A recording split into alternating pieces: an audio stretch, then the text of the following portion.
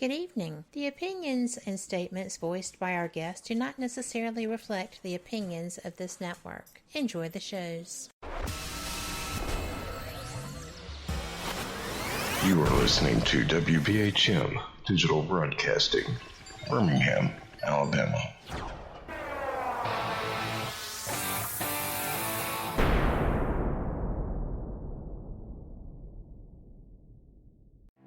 Headline edition, July 8, 1947. The Army Air Forces has announced that a flying disc has been found and is now in the possession of the Army. Army officers say the missile, found sometime last week, has been inspected at Roswell, New Mexico, and sent to Wright Field, Ohio, for further inspection. Now, historic films made in the spring of 1948 and just released show Eniwetok preparing for heavily guarded and still largely secret tests of new atomic weapons. The test's purpose is to measure atomic effects on thousands of different materials, 30,000 tons of them, not, as at Bikini, to prove military effectiveness.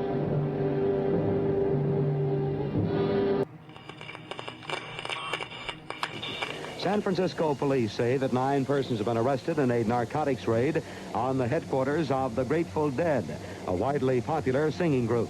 2 members of the group, Rod McKernan and Robert Weir, and their business manager, Danny Rifkin, have been booked on suspicion of possessing narcotics. 3, 2, 1, 0. All engine running. Liftoff. We have a liftoff. 32 minutes past the hour. Liftoff on Apollo 11. Tower cleared. Hey, we got a roll program. Neil Armstrong reporting the roll and pitch program, which puts Apollo 11 on a proper heading. I'm going to step off the limb now. That's one small step for man, one giant leap for mankind. Well, strange lights are causing a viral buzz on YouTube. Could we have caught extraterrestrial activity on a recent newscast? Brandon Arroyo investigates. As the newscast ended, the controversy began back on September 26th. What is that light shining in the back of the dark night sky?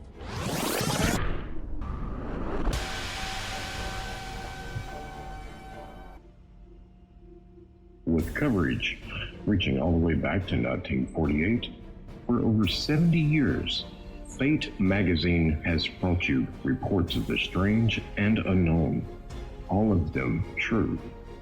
Now, Fate Magazine Radio is carrying on that tradition of setting the standard in paranormal talk radio as we report and discuss some of the most mysterious and perplexing phenomena imaginable in this strange world of ours. Now, here is your host of Fate Magazine Radio, Kat Hobson.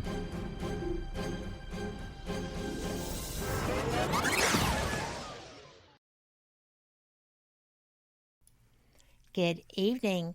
Welcome to Fate Mag Radio, the online voice of Fate Magazine. I am Kat Hobson, your host. You can just call me the voice of Fate. I like that. But at any rate, I am having just a wonderful week. I have been having an exciting day. And now I get to sit down and speak with a friend who's a calming influence anyway.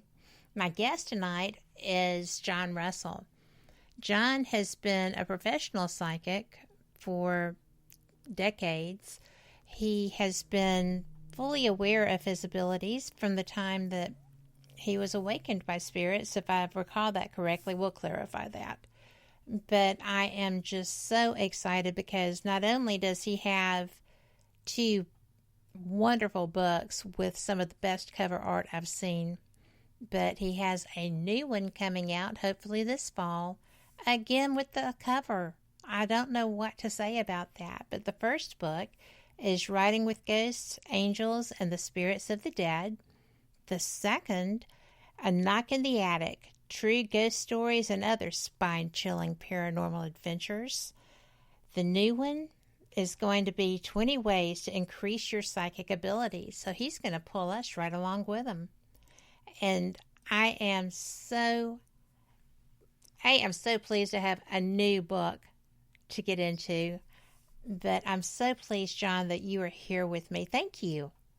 Oh, Kat, it's always a pleasure. It's been way too long since we last talked, and lots been going on with me since we last talked. I've moved, and I don't think we've talked since then. So a lot of interesting things going on. Are you still in Florida? We are still in Florida. Good. We just we moved from the city we were at to a different city here in Florida, and some really interesting paranormal things occurred as a result of that. The ones that are going to miss you, or the ones that you found there? Well, the guys came along with me. I call them my guys, lovingly. All the retinue of people on the other side, deceased loved ones, spirit guides, guardian angels, whatever. And I lovingly call them my guys, and they always go with me wherever I go. But they did something a little unusual this time when we moved. My wife's son, he and I were responsible for getting my office packed up and ready to move to the new house, to the new location. And then his fiance and my wife, they worked together on the rest of the house, basically. And so when we were packing up my office, there were things that I had to have right then and things that could come a little bit later, but needed to be clearly labeled that they were for my office and in what timeline they needed to be there. And when we were packing up the boxes, there were certain things that I packed together that I made note of. And then I sealed those boxes, and we sealed them all over securely with tape and wrote on them in black magic marker what they were. So it was like John's office must go now, John's office, such and such an item, so on and so forth. So when we got to the new house, I had gotten set up enough that I could, resume my readings for my clients, my podcast and everything. But as time went on, there were some things I told the guys on the other side. I said, okay, guys, I need these items now. And with all the boxes stacked in the garage, I don't know exactly where they're at. I need you to lead me to them. So I went out in the garage and I was looking for something very specific. And I remembered the box that I had packed it in and where I had labeled it. And the guys led me to this box that said John's old shoes and other miscellaneous in my wife's handwriting. And I was like, guys, I don't need old shoes. I need these items for my office. And you could almost hear them laughing, I swear. And they were like, open the box, open the box. So I get the box cutter and, cut through the tape, unseal the box, open it up. And in that box, which my wife had packed, I didn't pack, were items that I had packed in a different box. Oh my gosh. My guys had literally teleported those items from one sealed box to another. And that was not the only incident of that. It occurred. My wife found incidents where that happened. I found more incidents where that happened. And they were just kind of like, hey, we just wanted you to know we came along with you. But think of the incredible power that the other side can manifest to literally teleport solid objects from one sealed box into another sealed box. That's incredible when you think about that. Well, it is. And not only that, but being able to keep up with which box they put it in with the labels not being changed was pretty cool too. Absolutely. I mean, because I would have lost track of that. Yeah. So it's, what the neat lesson learned there is that our guides do go with us. They do travel with us when we move. And they can show us that they can affect the material realm in these very dramatic ways. And kind of the object lesson there is okay, if they can teleport objects from one seal box to another, then this is something that we need to be thinking about in all seriousness and saying, okay, how do we connect with that power in a more meaningful way? And if they can affect that, what else can they do for us in a positive way? Healing, protection, guidance, so on and so forth. So a very dramatic manifestation as a result of our move and a good life lesson learned. That's a great perspective, because usually when stuff like that happens at my house, I'm exasperated because I still have a set of Jimmy Buffett tickets I have never found. I hear you. And I do know where I put them. And I had two of my psychic friends tell me that that's where I put them. And finally, the other side ripped them off.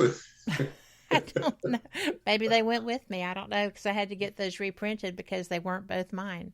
Yeah. But I worked for the company that was putting the show on, but you still have to pay if you're a goober.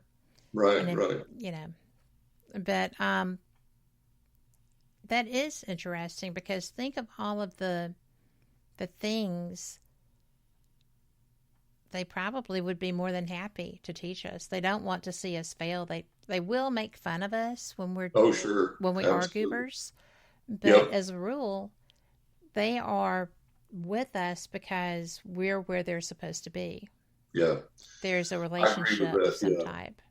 I think the other side does want to see us succeed and does want to see us learn and make that connection and make our lives better, and in turn help to make other people's lives better, because the overwhelming, I've had experienced over 1,000, way over 1,000 physical paranormal manifestations in my life now. And the overwhelming majority of those have been positive. And not to say there were any negative or any malevolent, because there weren't, but there were just things that people might look at and say, oh, well, yeah, that's supernatural, but it's not that big a deal. But to me, every manifestation, I think so too, is significant. And when I say the overwhelming amount have been positive, what I mean by that is that the more dramatic examples, I've literally had my life saved several times by the other side directly intervening. And I've been able to connect with beneficial and happy and positive and healing episodes in my life that I wouldn't have been able to connect with otherwise if I hadn't been led and guided by the other side. So, yeah, I do believe that they're there for us to connect with, to help us to succeed, to grow. It doesn't mean they're sitting there like a little puppy dog wagging their tail going, okay, ask me for the lottery numbers, because it doesn't work that way. I wish it did. I wish it did too. Yeah, but it doesn't. I'd give you a call. Yeah, absolutely. Absolutely. But we do have that wonderful energy from the other side to help us if we'll ask for it. And then if we'll listen and pay attention and then act on it. Because as I tell everybody all the time, it doesn't do any good if you hear it if you don't act on it. That's true. And that's a valid point, because I know that I hear people all the time. Well, I got a message, or I just feel like I'm supposed to whatever. And then you ask how that turned out. And it didn't turn out any kind of way because they didn't do anything with it. Exactly. And, I think that if I were your guide and I kept saying, watch out for the mud, watch out for the mud, I would eventually quit and just point and laugh when you were in boots or whatever. Exactly. It has to be exasperating that the living are not quite as sentient as the dead. Exactly.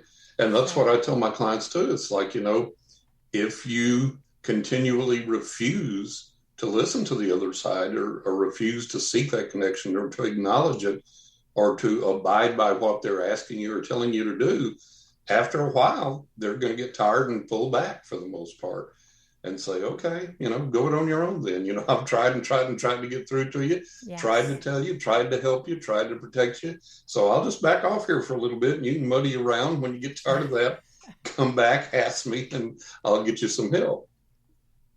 That's actually funny. It is. But, then again, it's not because I wouldn't want to exasperate spirits. I have irritated spirits before. Right. That was not fun. Yeah. Because they go big. Yeah. Have you seen that? Like yes, when you're approaching and creating what they perceive as a danger risk, and they just balloon up. Absolutely. That happened to me at the Pensacola Lighthouse, and I was being a goober. I'm going to confess to that. But I had left a piece of equipment I needed, and all of a sudden, I realized that we were getting ready to start an experiment, so I was zooming from the tower to the lighthouse quarters. Right. And I had left it in the children's room on one of the beds. And I was zipping right up those stairs, and all of a sudden there was like this huge black mass. Mm-hmm. Mm-hmm. And it was the mother figure there. I don't know if it was a nurse or a mother. I think it was the mother. And because she was petite earlier. She was not petite, and she was very black. Yeah. And she was just trying to be as scary as she could. And I stopped.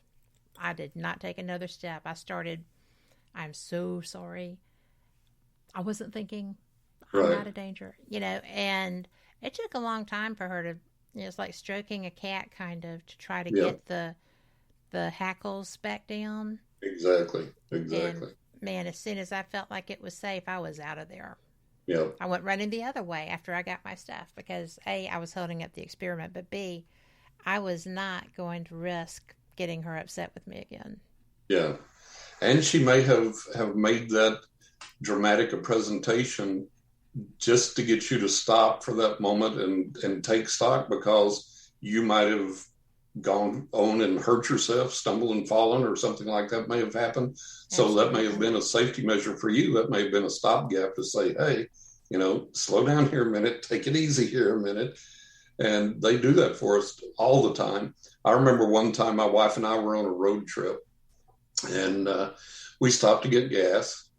And I said, well, I might as well go to the restroom while we're here. And so the line was long to go to the restroom.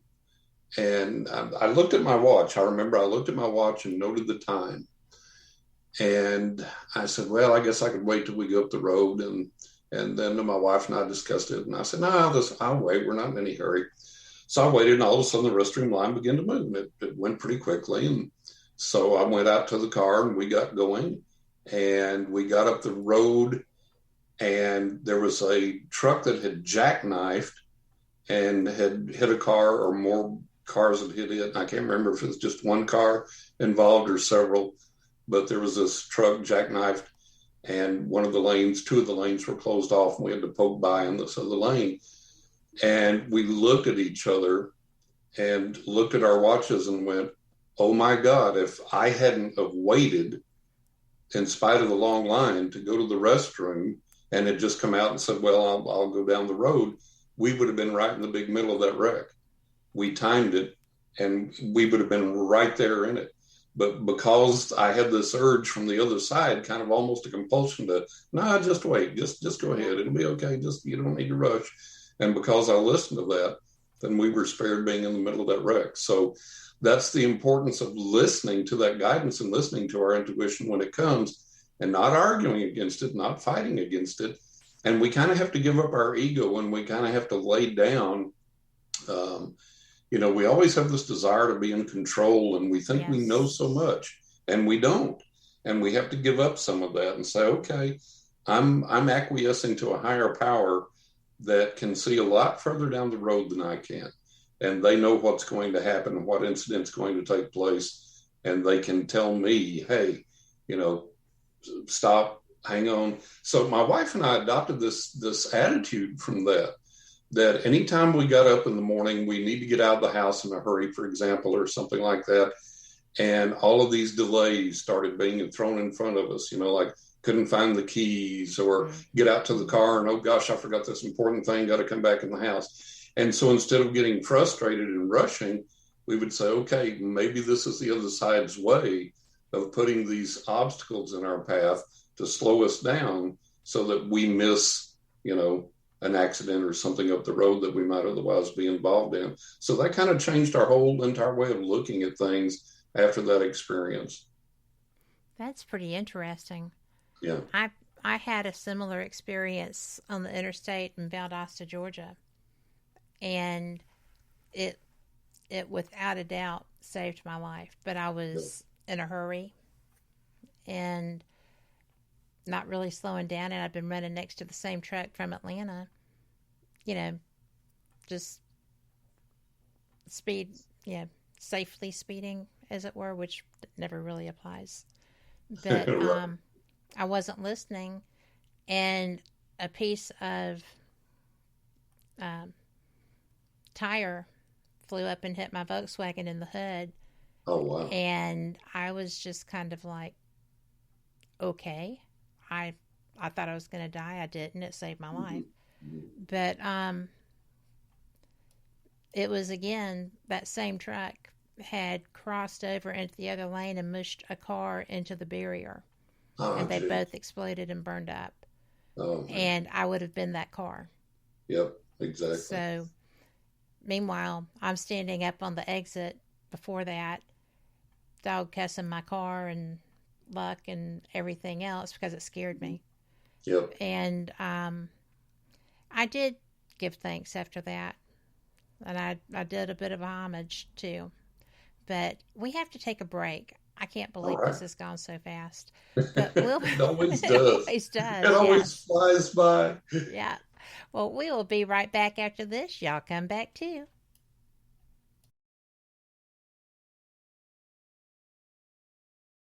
Warning, the following message does not necessarily reflect the views of WBHM-DB or its hosts, guests, listeners, or of any functioning adult in general. In fact, Frank should probably seek professional help. Listener discretion is advised. Hi there, Frank Lee here. I thought that I would spend a few moments telling you about the positivity from the network here. The overall message of para-unity and happiness, and how everyone here wants to get along with everyone out there, and how everything is just wonderful. Wait, Cat's not looking. Okay, I've got something to really tell you.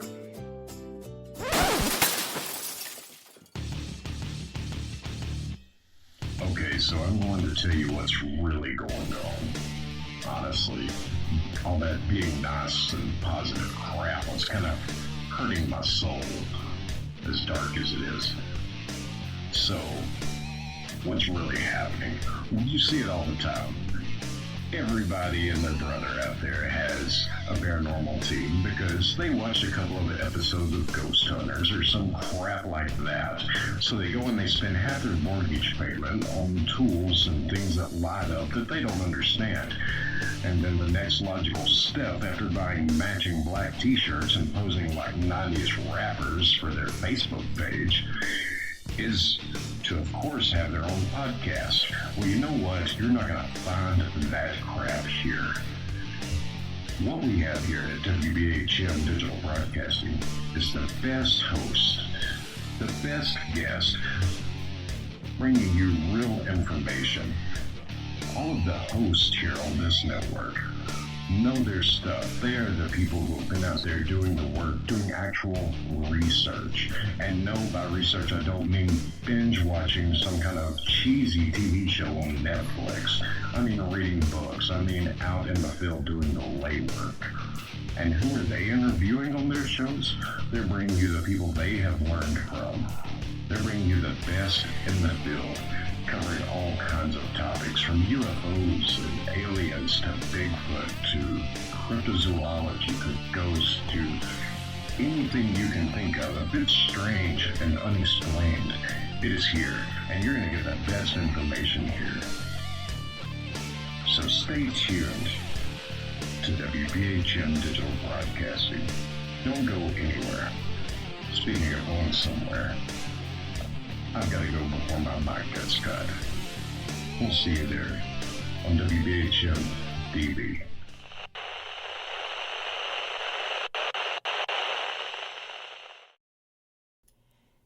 Welcome back to Fate Mag Radio, the online voice of Fate magazine, in publication since 1948. And yes, we do have a 75th anniversary coming up. It's going to be a to-do.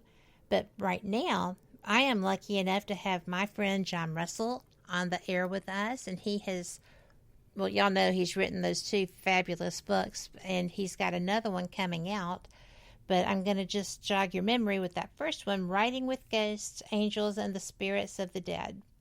When I saw that title, I knew we were going to have a conversation, And then the second book, A Knock in the Attic, True Ghost Stories and Other Spine-Tingling Paranormal Adventures.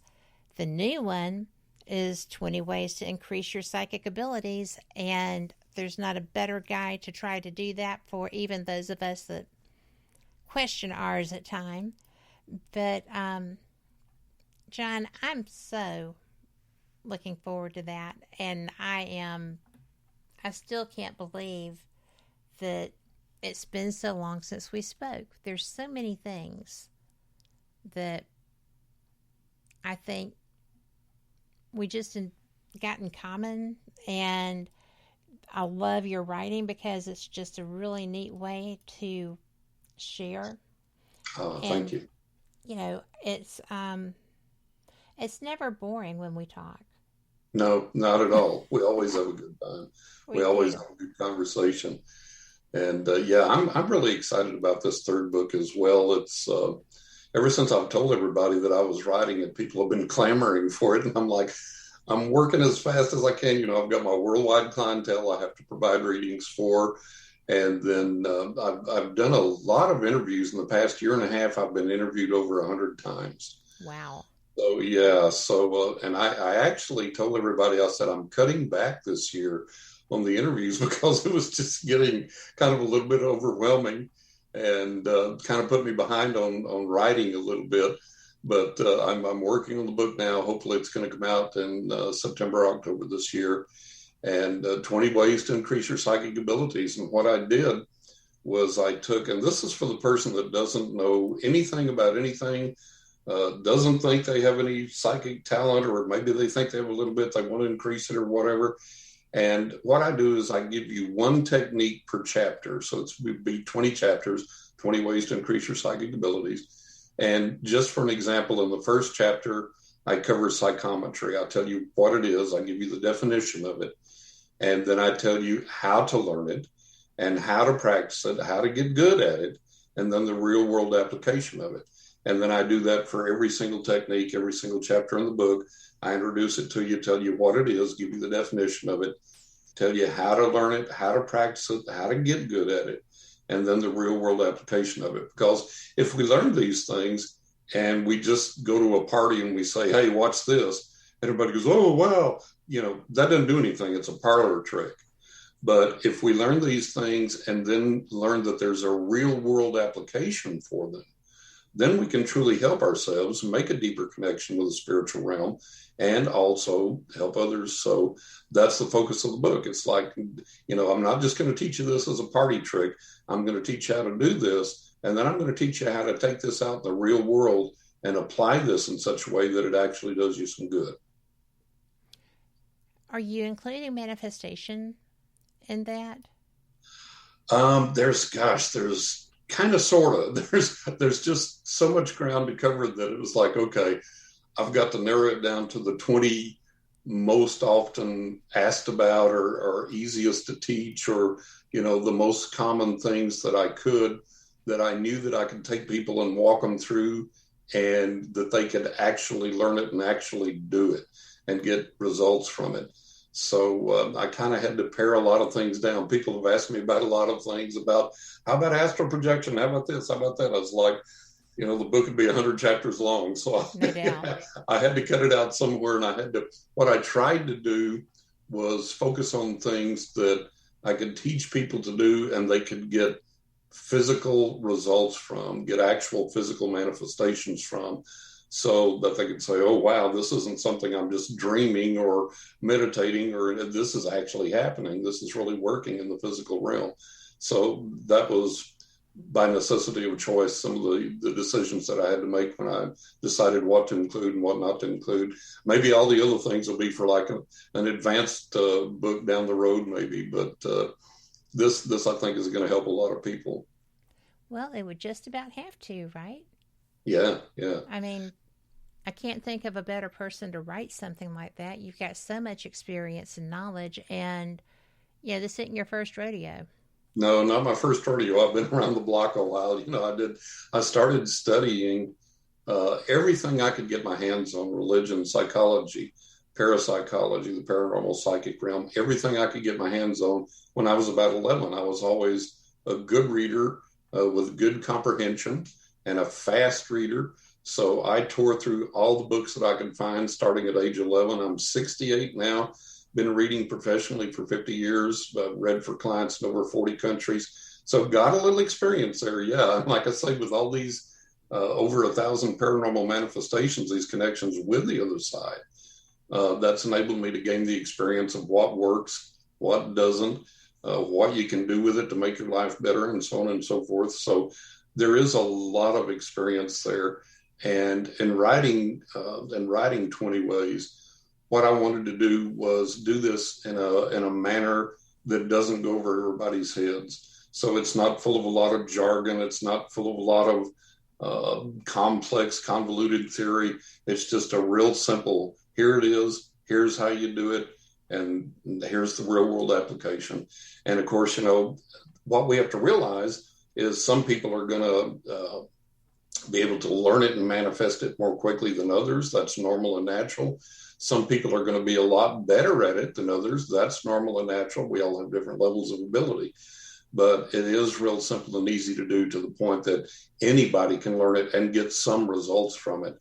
And most of the stuff in there, I think, like with learning psychometry, if you can find someone, and I give you the instructions how to look for a partner to learn this, to do that. And if you can find that person the same day you buy the book, you can start getting results the same day you buy the book, more than likely. Really? Yeah. That's amazing. Yeah, I have a real simple method for teaching people that produces results very, very quickly, very accurately, and it's very easy to learn. And like with psychometry, I've taught a lot of people over the years how to do it, and most people get results immediately. I remember with my wife, she had never done it. And I said, I'm going to teach you how to do it right now. And I gave her this object and explained to her how to tune into it and to, get the vibrations from it. And she was probably about 85, 90% accurate in the things that she said to me about the object. And the object was something I had for a long time, was very familiar with, so I could verify all the things that she was getting in association with the object. And she had never done that before, and I taught her that like in 5 minutes, literally. And I've been able to do that with other people as well, and say, okay, we're going to do this right now. I even did it remotely with a friend of mine that's one of the co-hosts of one of the podcasts that I'm on. And I said, I'm going to send you a picture of an object. And then I told him how to, send me his impressions of that. And he was probably close to 100% accurate in what he got from that object. And he had never done anything like that before in his life. And he was he's really scientific minded. And he was almost kind of on the fence about things like that. So I said, okay, let's do this. And I'll be honest with you about your feedback, tell you if you're really hitting or if you're missing or whatever. And I said, I'm going to teach you to do this. And I sent him a picture of the object, and he was able to do it. So I've always been able to teach people to do it very rapidly and to get quick responses, quick results with it. And that's very satisfying for people, because it's not something where you have to spend weeks or months trying to learn something. It's something you can pick up and do right away. And, there's a lot of rigmarole out there in the paranormal realm. And what I want to do is cut through all that for people and say, look, if you want to learn this, here it is. Here's how you do it. And then you get better at it. You practice it. You have consistency, but you can get results right away. And then depending upon how good you want to get with it depends on how long you're going to be willing to spend with it, practicing, studying, continue to learn, and being consistent with your progress. That is astounding to me, because I know people who are remote viewers, and they're very, very good at what they do. And I know that a lot of people teach that, right, like as a course of study, and that's not cheap. Right. But they say that anyone can do that. Yeah, absolutely. So I just find it interesting that we run or hide from these abilities that are just within us. Yeah. And then we try, when we're ready, when we want to stop running, we doubt our ability. Right. So, we go to people that were in our same shoes at one point in time. I just love that, because people like you and my friend Michelle Freed is a remote viewer instructor.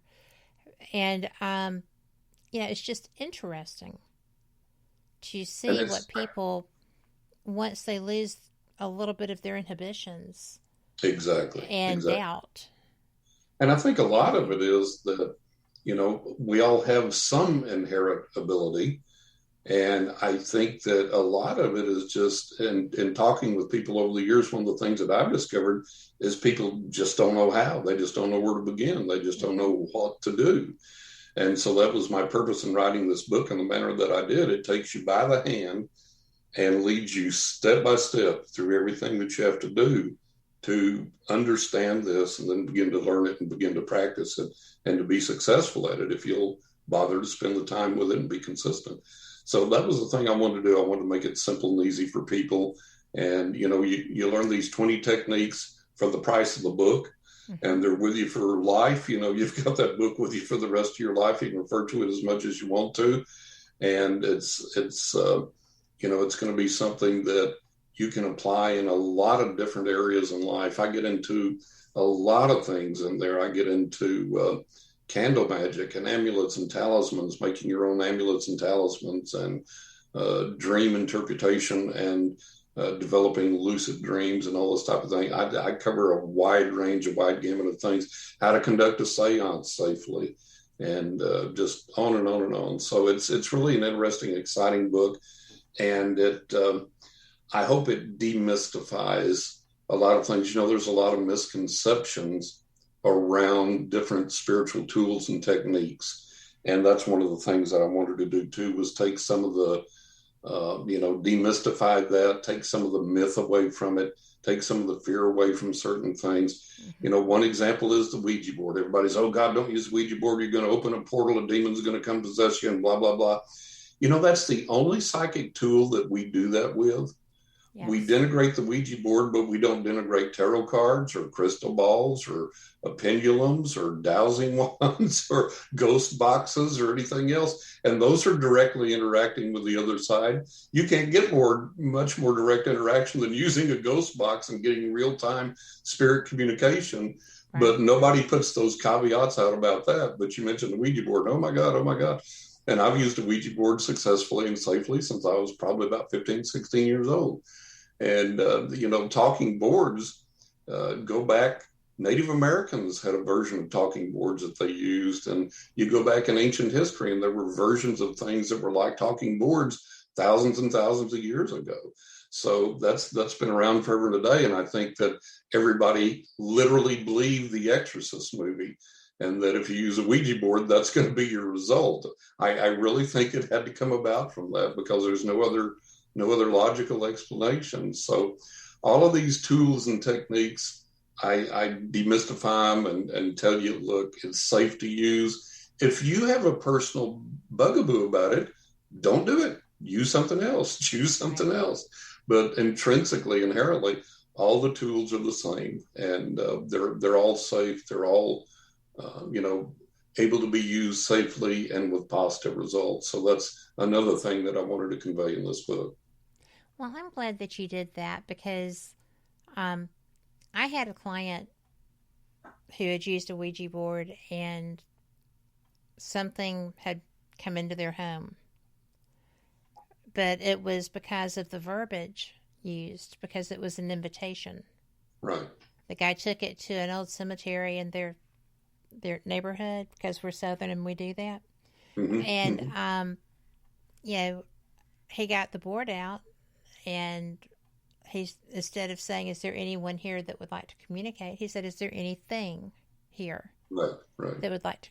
And I do feel that you need to be cautious with terminology when I think that we have nature spirits out there. We have beings that are actually of unknown origin. It doesn't mean they're evil or demonic or malevolent, but it just means they're an other.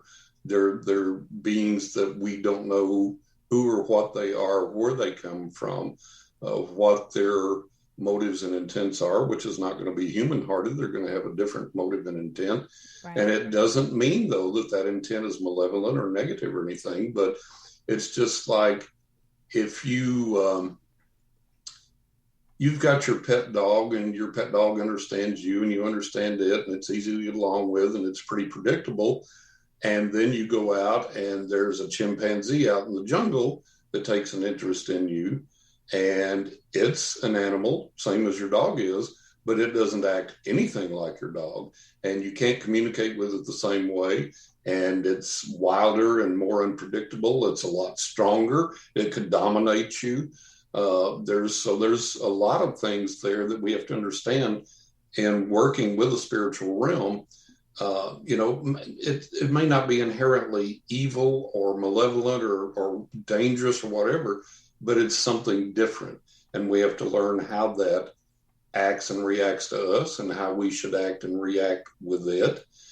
And then I think the other problem that we get into is in experimenting with the paranormal realm, we have this knee-jerk reaction that defaults to misinterpretation of events.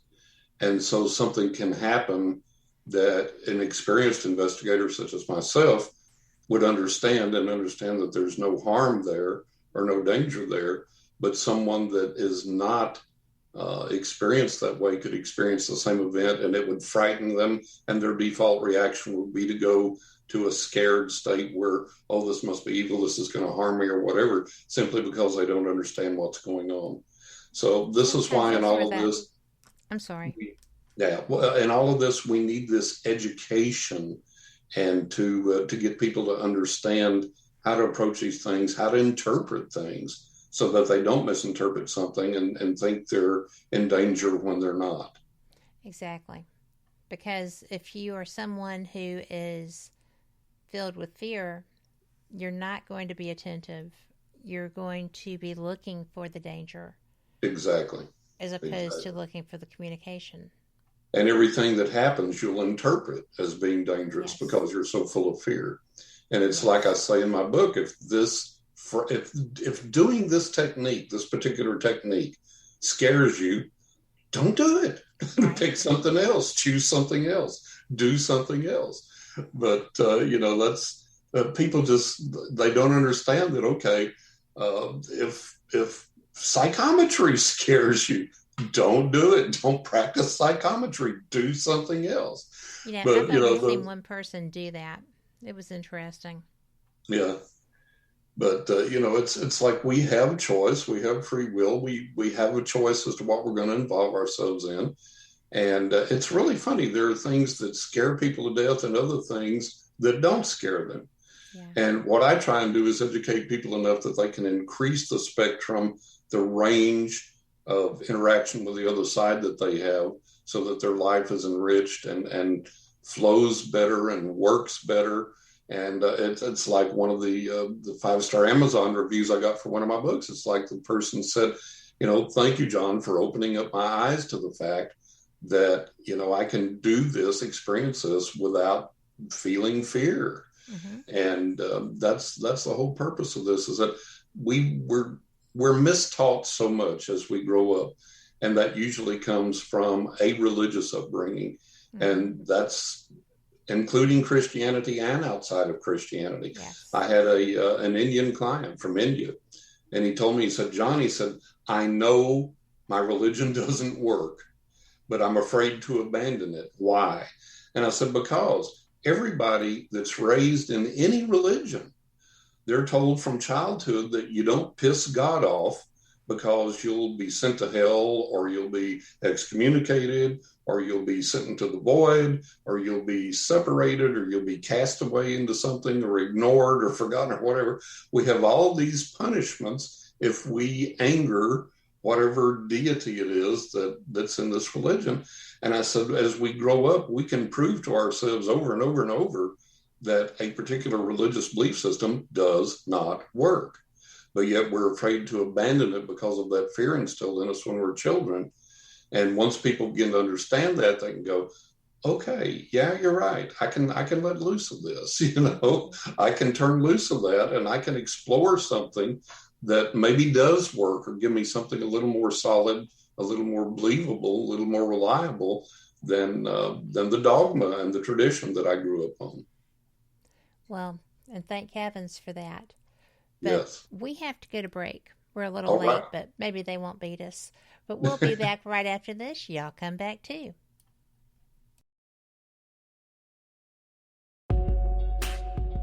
You're listening to WBHM Digital Broadcasting, the best in paranormal talk, only on Paranormal Experience Radio, broadcasting live out of Birmingham, Alabama.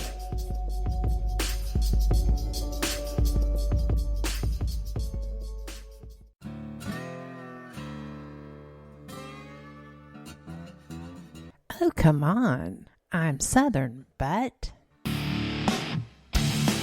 Nope. That'll do. Hello.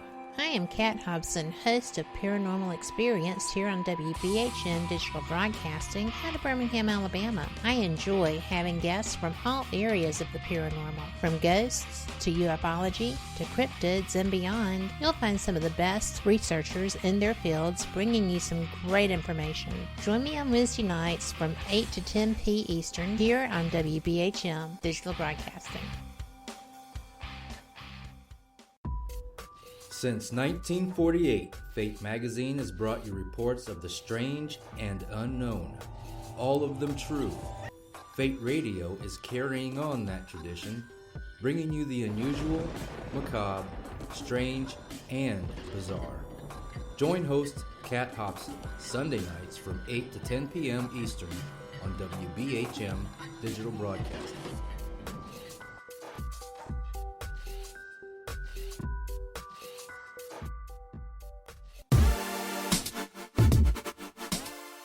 Listening to WBHM Digital Broadcasting, the best in paranormal talk, only on Paranormal Experienced Radio, broadcasting live out of Birmingham, Alabama. Welcome back to Fate Mag Radio, and I am so glad that you are here. Tonight my guest is John Russell, who is a brilliant psychic. He's been a professional psychic for over 50 years. He has written 2 books that are critically acclaimed. They're award-winning in multi-categories, and they have several awards each. And I know that his new book coming out this fall is going to garner at least that many, because it's kind of, well, it's just what it sounds like. It's 20 ways to increase your psychic abilities, and you said that it's 20 chapters that are educational about specific interests. So I think that's really cool. Why did you decide that would be the way to go? Well, I just I had thought that for a long time you don't really see anything on the bookshelves that teach people a wide range of useful paranormal techniques, psychic techniques, that they can use relatively quickly or immediately without a lot of gobbledygook and without a lot of dogma, without a lot of learning involved and all these types of things. And I had discussed these things with people over the years, and I had people ask me, well, how do you do this? Or how do you learn this? Or, so on and so forth. And I thought, well, there needs to be this book out there. And I wanted it to be just simple. And, I'm sure that I will get flack for that, because there are people that love to overcomplicate things. And they love to tell you, oh, no, you can't do this way. It has to be this way, and you have to do that, and you have to prepare this way, and then you've got to have this, and then you have to do that on top of it. And you go, no, you don't. It's just like, look, you want to do this? Here's how you do it. And it's like, like, for example, in the book, I teach you how to do a seance. And there are people that have overcomplicated all these things needlessly. and they'll tell you it has to be done this certain day or this certain time of day, and you have to have these things present, these items, and you have to do this thing in this order. No, you don't. It's just all these overcomplications of things that people don't know what they're talking about for the most part. And the way that comes about is people have read things that were written about other things that somebody wrote a long time ago, and they were writing about something that somebody wrote a long time ago, and they take that as gospel, then they write about it, or they practice it or pronounce it as the all-seeing, all-knowing truth. And It's like, no, there are so many misconceptions out there and misperceptions about the paranormal realm, about the psychic realm, and about how things actually work or don't work. And it's just, I decided, hey, look, it's time to cut through that nonsense. And here it is, laid out plain and simple. If you want to do it, I've taught other people how to do this. They've had instantaneous results with it. You can too. If you want to do it, here it is. You don't have to make a big deal out of it. You don't have to wear a robe and a talisman and a ring and do it on the full moon on the third Sunday of the month. No, it's just, here it is. Go do it, Yeah. So that was my really, my urgent need in getting this out there was to simplify these things and make it available to people and say, here it is. Here's how you do it. If you want to do it, here it is. Plain and simple. That's really cool. I just experienced my first actual seance. Oh, recently. cool. Yeah. And it was pretty neat. It was at the Winchester House. Oh, yeah. Mm-hmm. And Patty Negri was the psychic who opened the doors and, helped people to understand that this is happening. Mm-hmm. This is what's happening. Yeah. And I have to say that I was pretty impressed. Like, it was an event. Right. It was a public event that I'd been invited to, but it was a little busy, but it was so cool. And that's like, what I write about in the book, like I've been doing seances since I was 15 years old. And so all of these things in the book that I write about, these come from a long range, many, many years of practical experience and practical learning. And what I would do is when I was interested in learning something or finding out more about a technique, I would seek out everybody that I could that was supposedly knowledgeable in that technique and see what they had to say. And then I would take that and dissect it and say, okay, does this work or does it not? Is this necessary or is it, like a lot of people say, well, you can only hold a seance in the dark by candlelight or by low light, or sometimes there's some people that won't hold a seance unless it's completely dark. You don't have to do that. I've held seances at noon and gotten results, physical manifestations and visitations from spirits. It's like, just because it's light outside, the spirits don't all go away. And I think it's a lot of that has to do, and correct me if I'm wrong, because I know that you know the answer to this, but I have always assumed that anybody that needed to perform their skills in the dark needed assistance with those skills. We're fraudulent. Absolutely. And there was a lot of people over the years that I had talked to that had gone to these seances where, okay, once we get in, the doors are locked. If you can't get out to go to the bathroom or anything else, you have to stay in your seat. You can't get up. No flashlights, no cell phones, no nothing. And any light that you may emit, like if you turned on your cell phone or something like that, that could harm or even kill the medium, which is total, complete BS. Oh my gosh. That's the biggest lie on the planet there ever was. And the reason that people operate in the dark is because they don't want you to see them picking up the little toy piano and tinking on it. And they don't want you to realize, to see that they're sneaking around in the dark with night vision, spraying water up in the air from a mister, and it lands on you and you go, oh, I just felt this mist, this water come on me from the realm of spirit. Yeah, that's because a guy's standing there spraying you with it. And these types of things do occur. And when they occur, people tell you it's got to be in the dark. You can't move. You can't get up and go out. You can't turn on a light. You'll harm the medium. That's nonsense. It's in the dark because they don't want you to see what they're doing. And like I say, I've held seances at noon on a bright sunny day and gotten physical results. And so there are some spirits, I have been told by my guides, that find it easier to manifest in a lower light. Not because they're a lower entity or a lower developed entity, but for them it's just easier to manifest in a lower light. Doesn't have to be dark. Doesn't have to be pitch black. You can just have a light on in the room, a dim lamp where everybody can see clearly. But some spirits just find it easier to manifest certain things in a lower light. But it doesn't have to be dark. There's a lot of chicanery out there. There's a lot of con artists out there.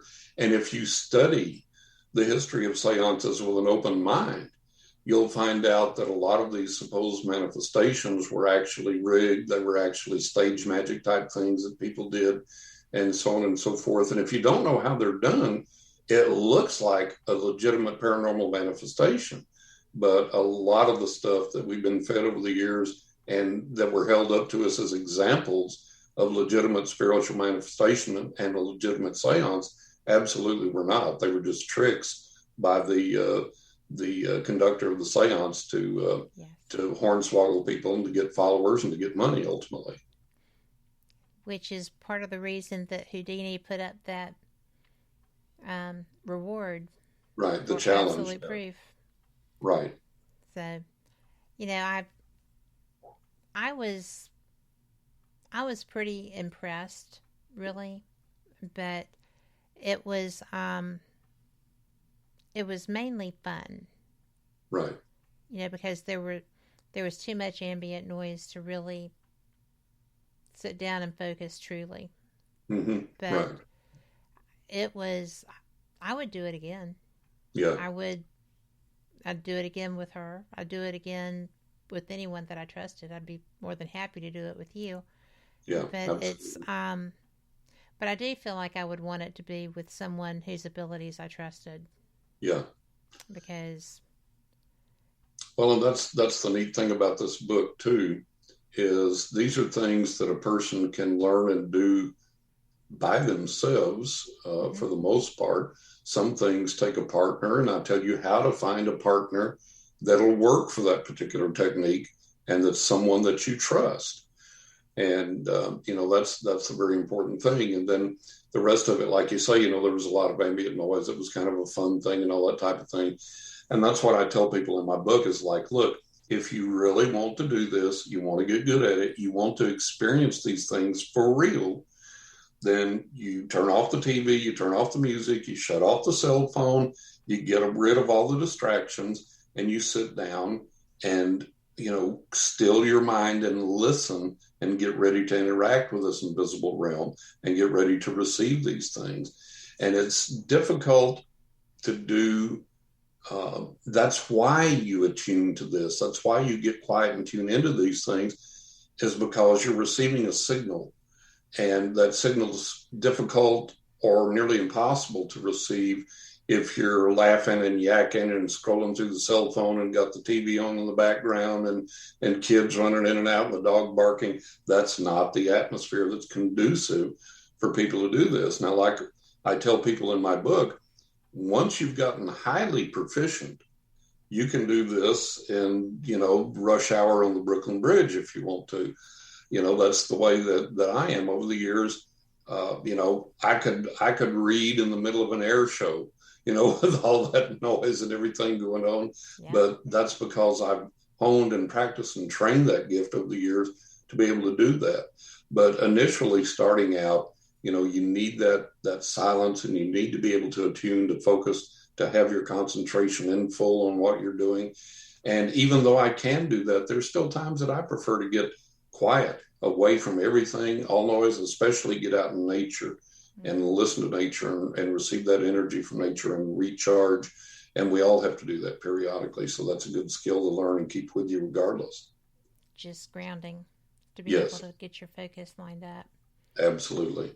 Well, we're at the top of the hour, so we have to take our news break. All and right.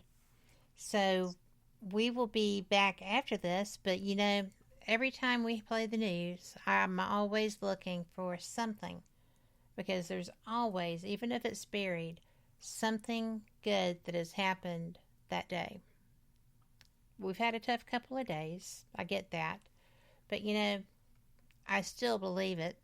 So let's see if we can find it. We'll be back on the other side of this, and I hope you will be too. You are listening to Fate Mag Radio. I'm Kat Hobson, your host, and my guest tonight is John Russell, psychic and brilliant author. So we'll see you when we come back. Well, not really see you, but I'm working on that. See you then.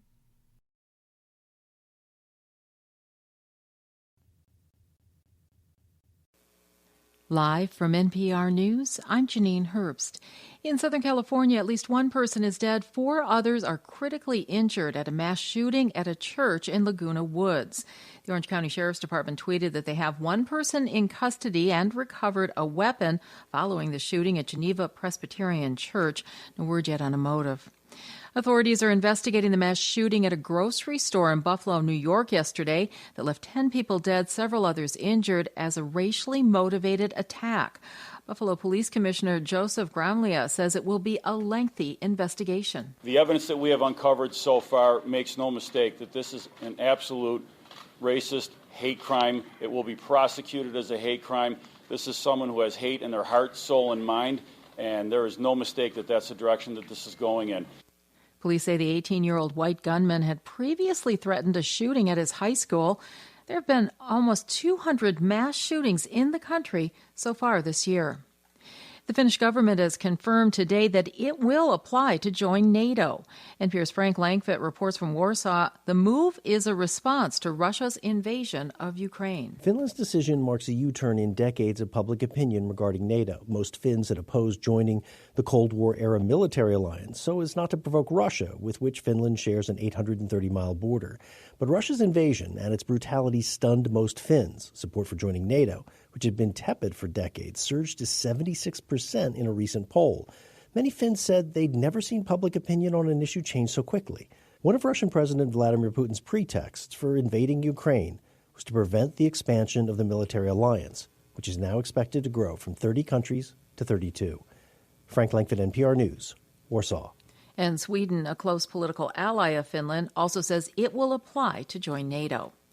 Palestinians held commemorations to mark the 74th anniversary of their displacement when Israel was founded. It comes at a tense time amid a wave of violence and the shooting death of a prominent Palestinian-American journalist. NPR's Daniel Estrin reports. A siren wailed in the Palestinian city of Ramallah, and large rallies were held in other parts of the Palestinian territories, commemorating the 1948 war when Israel was founded and Palestinians fled and were driven out of their homes. In recent weeks, Israeli soldiers have been storming Palestinian areas to arrest suspects following a wave of attacks. Prominent Palestinian-American journalist Shireen Abu Akleh was killed last week covering such a raid. Palestinians and eyewitnesses blame her death on Israeli troops. Israel is investigating whether a Palestinian gunman killed her. Secretary of State Antony Blinken spoke with her family to express condolences and offer U.S. consular support. Daniel Estrin, NPR News, Tel Aviv. And you're listening to NPR News. Look up in the sky tonight. Moon watchers will be treated to a total eclipse this evening. As NPR's Nell Greenfield-Boyce reports, it's the first total lunar eclipse since May of last year. A total lunar eclipse happens when the Earth gets between the sun and the moon. As the Earth's shadow falls on the moon, it darkens and can look brown or even red. This evening, the moon will begin to darken with a partial eclipse starting at about 10:30 p.m. Eastern. West Coast watchers will see the moon rise with the eclipse already in progress. The period of totality, when the moon is completely covered, begins at about 11:30 p.m. Eastern. It will last for about 85 minutes, so there's plenty of time to go out and take a look. It's safe to view a lunar eclipse with no special protections, unlike a solar eclipse. If you miss it, another total lunar eclipse will be visible from most of North America this November. Nell Greenfield-Boyce, NPR News. At the weekend box office, Doctor Strange and the Multiverse of Madness took the top spot again this week, making an estimated $61 million in ticket sales in its second weekend. The Disney film is coming off the second biggest opening in history, getting $187 million last weekend. It's already grossed $688 million globally. In second place, Universal's animated The Bad Guys with $6 million, and Paramount's popular animated movie Sonic the Hedgehog 2 came in third place with $4 million. U.S. futures contracts are trading higher at this hour. Dow futures are up about 0.4%. I'm Janine Herbst, NPR News. This message comes from NPR sponsor Comcast Business. You face tough choices as a small business every day, but your internet and technology choice is easy. When you choose Comcast Business Internet, you choose the largest, fastest, reliable network, advanced security, and speeds up to 10 gigs available to the most small businesses, all from the most innovative company, Comcast Business. Powering possibilities. Restrictions apply. Actual speeds vary. Most innovative based on American Business 2021 Gold Stevie Award. Welcome back to WBHM Digital Broadcasting out of Birmingham, Alabama. The time is 5 minutes after the hour. Welcome back for the second hour of Fate Mag Radio, the online voice of Fate Magazine, and I am so glad that you are here. You know, I mentioned in the first hour that we're about to have our 75th anniversary, which is kind of a big deal. We are the longest published magazine of our type in the history of magazines. So I think that's really nifty. And I just think that coinciding with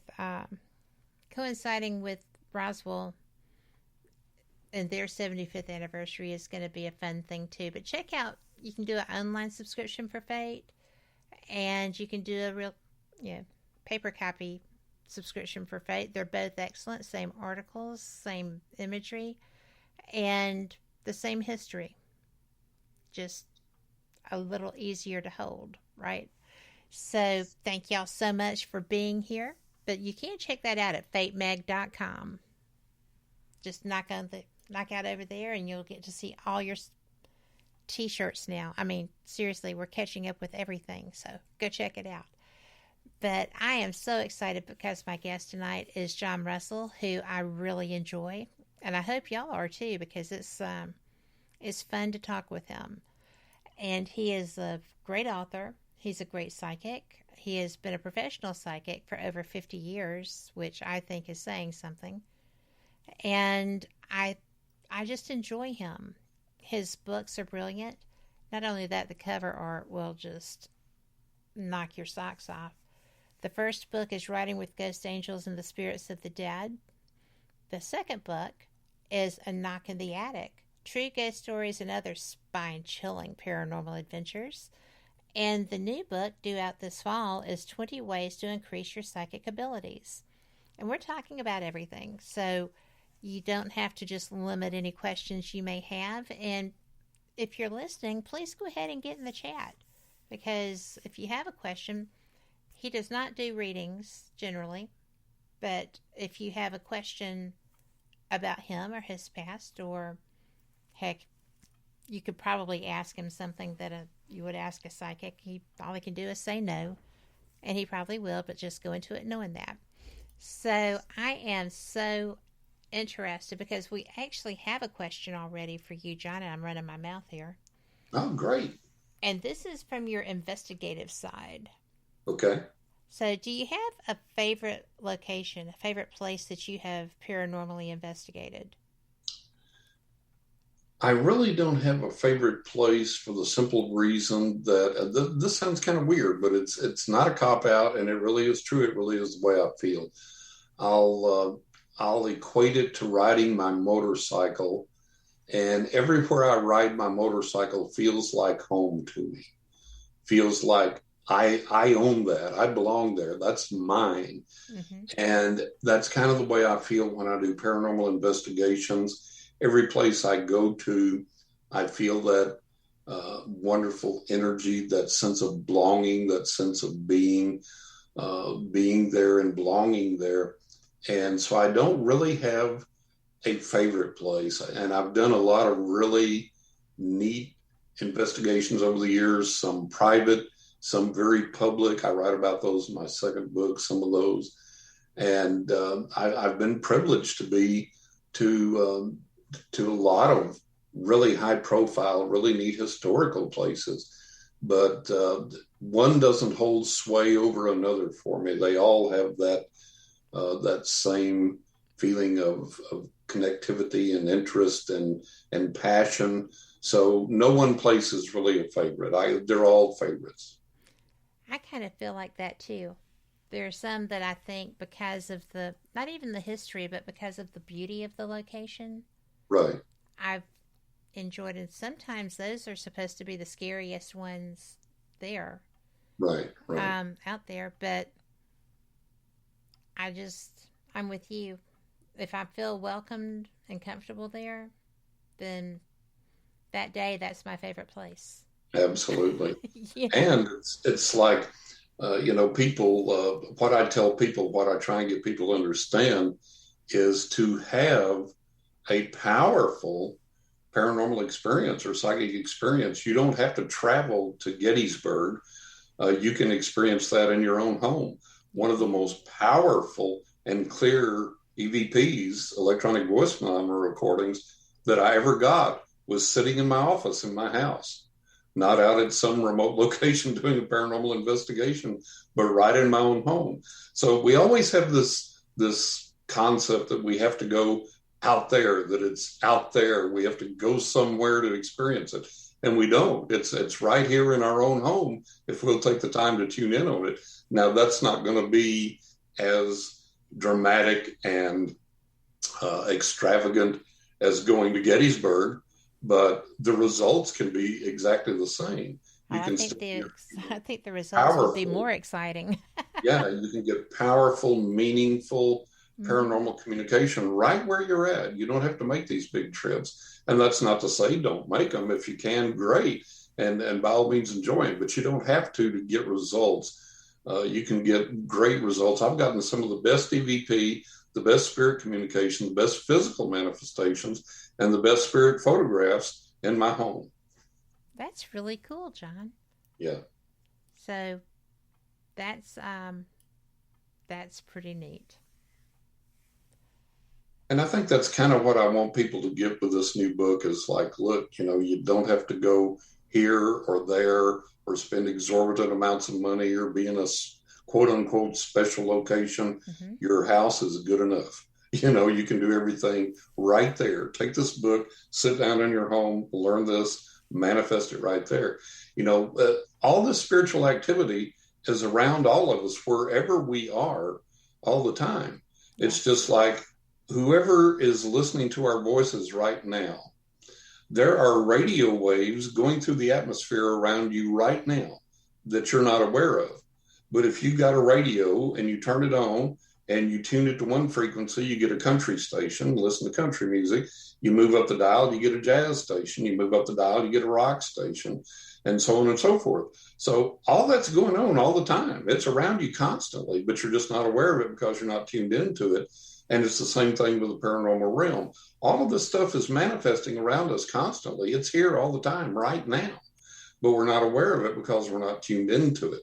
And that's one of the things that I want to teach people in this book is how to tune into that, how to become aware of that right where you're at. That's interesting. I'm glad that you said that. I know that there are times that I would prefer them not be quite so outspoken, at home. Right. Because, they're very opinionated. Yes. So, I think that I'm related has to do with the fact that, as we discussed earlier, these spirits can see a lot further down the road than we can. Yes. And so it's like if you have a superior knowledge and a superior vision and something's going to happen in a certain timeline, you're going to want to very aggressively communicate that to someone to spare them trouble down the road if you can, or to get them into a position to take advantage of something that's going to be very positive, very helpful to them. That's a valid point. That's interesting. I hadn't looked at it that way. Like when my keys are nowhere in the whole house. I still haven't found that set of keys or those tickets or there's a list. Well, sometimes the other side steals things from us. And then sometimes they bring us things. And I've experienced both of those things. Yes. I've had items disappear and I've never seen them again. And then I've had items, apports, things that have been brought to me, appeared to me, given to me. And it's like, oh, cool, guys, thank you. So, but every now and then somebody on the other side goes, hey, I want that. Or I'm taking this to get John's attention. And yeah. But you would think they would bring it back, right? Because I absolutely love that key ring. And I cannot find another one that's discontinued. And maybe they loved it more. Well, a friend of mine told me that it was outside. Yeah. And I was like, well, I'm not going where I think it would be if it was outside, so they're just going to have to keep it. Right, and then I did actually go down there, and it wasn't there. Yeah. So they probably just moved it. Yeah. But, because they will do that, right? Oh, absolutely, they will. It is such a hoot, but only when it happens to somebody else. And, like I've told clients over the years, I said, look, if Uncle Joe had a big, grand sense of humor on this side and liked to pull practical jokes, then Uncle Joe has still got that personality when he crosses over to the other side. And that may be one of the ways that he chooses to communicate. And then we also have to go back to what we discussed earlier about different entities, different beings, different types of spirits being there, and some of them may be a little bit mischievous.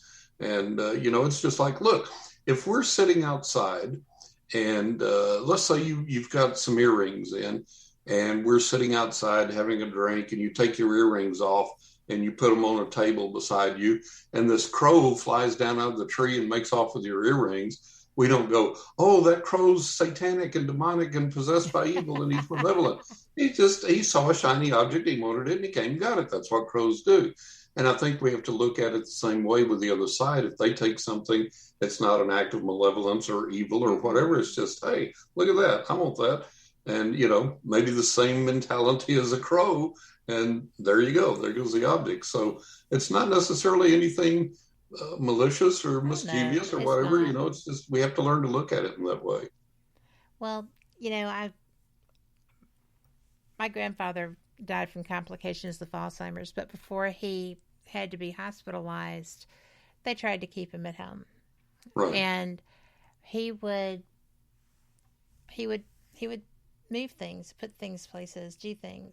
Right. And so when my mom would get ready to leave, she would say, Daddy, do you know where blah, blah, blah, blah, blah, blah is? And he said, well, everything is somewhere. Oh my God, that's a great quote. I love that. I did too. So, and it's so true. Everything's somewhere. Yep. And so he probably did know exactly where, but she just needed to find out where that somewhere was. Right. But he was brilliant. He was so funny. And that's great. That's great. That's an insidious disease, but it was. Yeah. He stayed home for a longer time than I think most people realize you can now. Yeah. And it's very strong in my genetics. Mm-hmm. So I figured that I'm going to save that line for when the time is right. Absolutely. And make one of my kids crazy. Yeah, there you go. Yeah, everything's somewhere. Yeah. But we have, I'm going to go ahead and take a break because we have another question in here. It's a good question too, because I'm interested in your answer. So y'all, we're going to take this little short break and we'll be right back. Y'all come back too.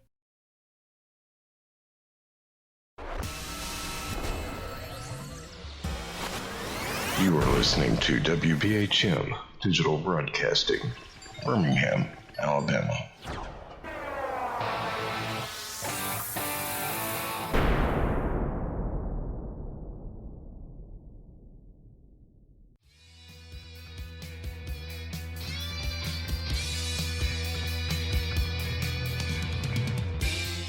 Paratalk Radio is your one-stop for all things paranormal, the unknown, and the supernatural. Join us every Monday night at 8 p.m. Eastern, 7 p.m. Central for discussions and guests on topics such as ghosts, hauntings, Bigfoot, UFOs, and more. This broadcast is rated M for mature and intended for listeners over 16 on paratalkradio.com.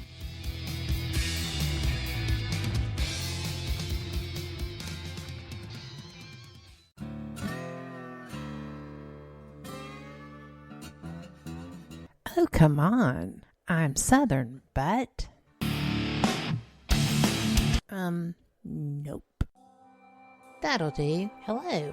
I am Kat Hobson, host of Paranormal Experience here on WBHM Digital Broadcasting out of Birmingham, Alabama. I enjoy having guests from all areas of the paranormal, from ghosts to ufology to cryptids and beyond. You'll find some of the best researchers in their fields bringing you some great information. Join me on Wednesday nights from 8 to 10 p. Eastern here on WBHM Digital Broadcasting. Since 1948, Fate magazine has brought you reports of the strange and unknown, all of them true. Fate Radio is carrying on that tradition, bringing you the unusual, macabre, strange, and bizarre. Join host Kat Hobson Sunday nights from 8 to 10 p.m. Eastern on WBHM Digital Broadcasting.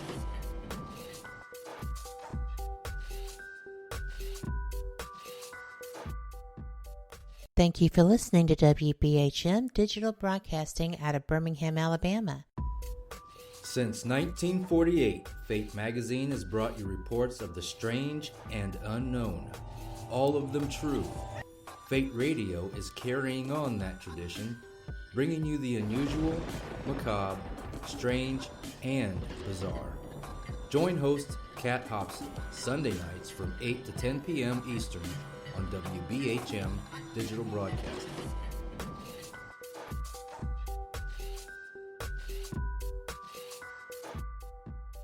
The time is 23 minutes after the hour. Welcome back to Fate Mag Radio. I am so glad that you're here because my guest tonight is John Russell, and he is wonderful, and y'all are getting to enjoy that. So, because I'm having a great time. I hope y'all are enjoying that because he's coming back. You might as well like him. So, I'm kidding, John. Everybody likes your work. Well, you trust me on that. I hear about you a lot after we do a show. And periodically I can tell when people have listened to an archive and I get questions about you. Oh. But they're good ones. But I send them to your website. But Lori in chat has a question for you. Okay. And there's a reason that she's asking this because anyway, have you run into the same spirit at different locations? Like the spirit was traveling for fun, pleasure, whatever, or they just liked being where you were, they liked you specifically? Oh, absolutely. Absolutely. And over my lifetime, I've had like I said, I affectionately call them the guys. I've had this retinue of spirits on the other side that some of them have been with me since I was a child. And growing up and wherever I've moved, wherever I've lived, whatever I've done, wherever I've traveled, they're always there with me. They go with me. And, but yeah, in addition to that, there are spirits that, it's kind of like traveling to a foreign country or going to a different state and bumping into a friend of yours, which we've all had happen, which is really incredible. It's like, I remember we were in Grand Central Terminal one time when we were living in New York, my wife and I, and we were in Grand Central Terminal, and here comes this relative of ours, and out of all the millions of people that live in New York, here we run into this person in Grand Central Terminal of all places. That's cool. And so those types of things do happen. There are spirits that they do get around, they do travel around, move around, and you may encounter them in several places. Absolutely. Well, I think that's interesting. her ex-husband. His energy is in different places that we go to. Right. And is he on the other side? Is he deceased? He is. Okay. Yeah. They got a divorce, and then he had the audacity to kick off. So he tries to be around where she is. Right. I think. So, and she's finally adjusting to that, and it's just like, I'm not talking to you now. No. Right. And because that's kind of intrusive. Well, and it is, and then he may be trying to convey amends for the difficulties in the marriage on this side, and he may be trying to kind of reconcile that, and he may be trying to kind of look out for her a little bit. Yeah. So you have to look at it in that positive light as well. Yeah. Well, she does, and she has actively forgiven. So, he doesn't have that. Unless he doesn't believe it, but she's actively chosen to forgive his behaviors. Right. So he should be pretty smooth with that. Yeah. That's a positive thing, absolutely. But I think he just likes to see where she's going. Maybe. Yeah. So the other side, just because you go to the other side doesn't mean you lose interest in this life or the people here or your motivations, your personality and your memories and things. And a lot of people on the other side, they're not earthbound. They're hanging around because they want to see what we're doing. Can I protect them? Can I get through to them? Can I convey that I still love them? And, just taking an interest in our lives. So we have to realize that. Well, if a spirit, because I personally am planning on traveling everywhere once I go through my experience. Right. But, seriously, we're going to see some things.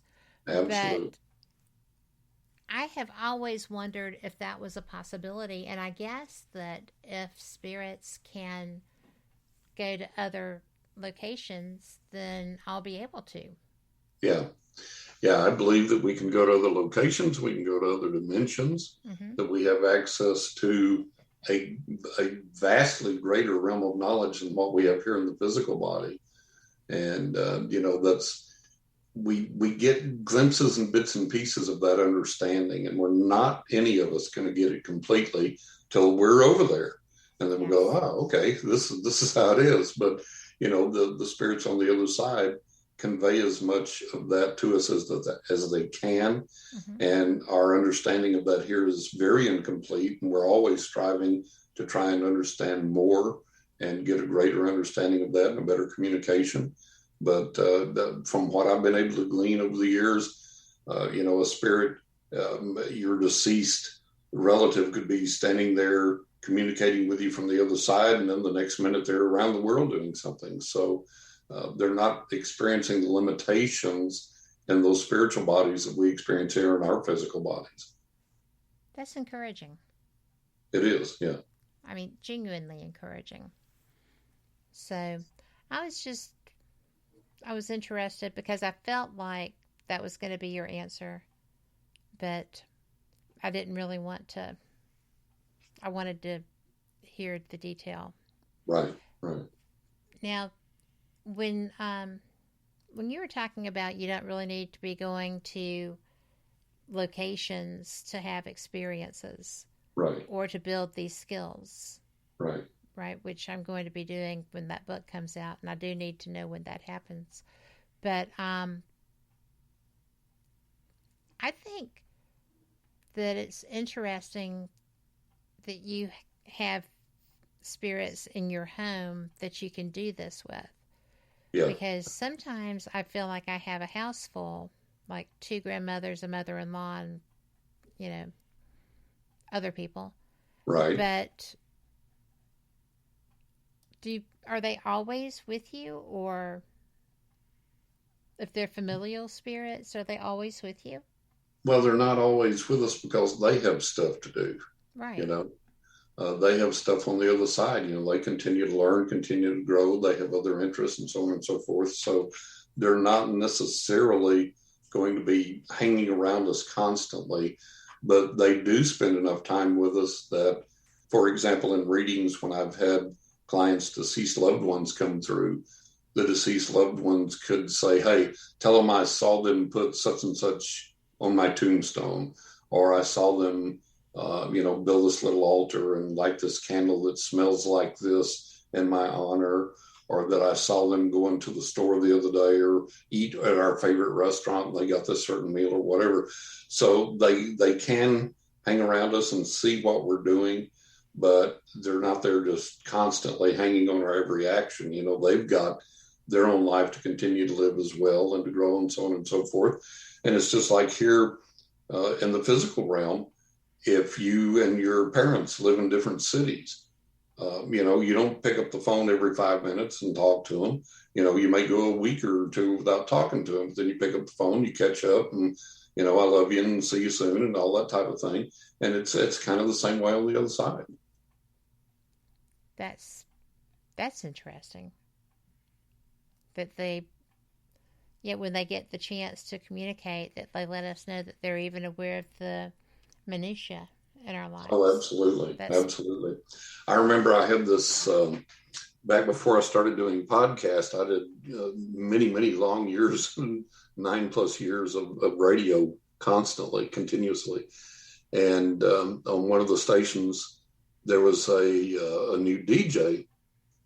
And she said, well, and she was kind of flippant. She was kind of like on the fence about believing about a psychic. And she said, well, do you get anything from me? And I said, well, let me tune in and we'll see what we get. So we went to a break, and it impressed them so much that they put it on the air.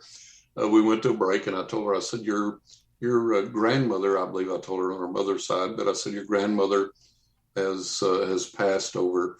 And I said, you have in your bedroom or in a room close to your bedroom, you have set up almost like a little shrine to your grandmother. And there's a picture of her, and there's like items that belong to her.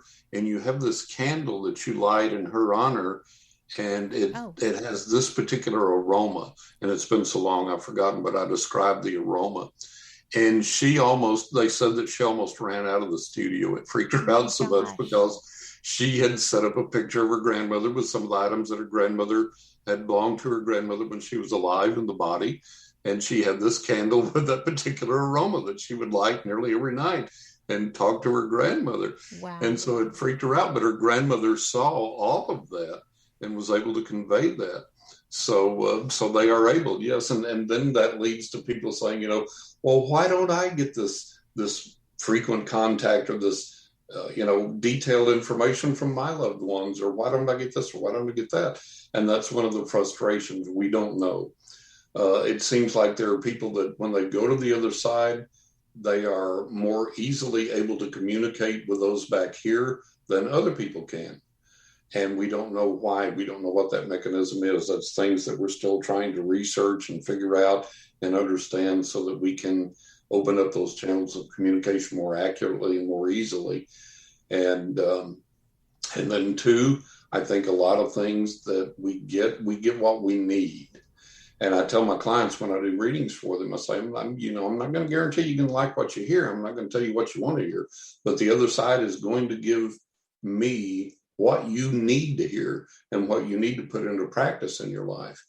And, a lot of times, the person may be, is my cheating boyfriend going to straighten up and come back to me? And the other side doesn't care about that. They're communicating through me. You need to go back to college and get your degree because that's going to be the key to your future. Right. So again, the priorities and being able to see further down the road on the other side than we do, sometimes their priorities are a lot different than ours. I would see that. And, people don't really realize, I think, that they can be so involved. I didn't. Right. Until, my mother-in-law stuff is in the basement. My grandma's stuff is up here. And my grandmother stuff is on the other side of the basement. And when we brought things home with me, my house, between the two sides of the basement, is a door. Right. And there was constant door slamming and coming up the stairs. That got my attention because somebody was coming up the stairs and there was no one home but the dogs and I. Exactly. And the dogs all looked at me. I said, if they can open the door, you can eat them. They're yours. And the doorknob never turned. Nobody ever went back down. Right. And finally, I just opened the door and said, look, you're family. Y'all are related to each other. This is David's, mom now. This is my grandmother, Obie. Get along. Right. Or just stay in your own place, because I was doing a show in my downstairs office and my exercise ball jumped off the foosball table. Exactly. That was, interesting. Yeah, somebody saying, hey, getting your attention. Yeah, and it just kind of rolled around. Yep. So, what? Now, I just had an Akashic reading done recently, and I'm still not sure what I think of that. But what are your thoughts on past lives?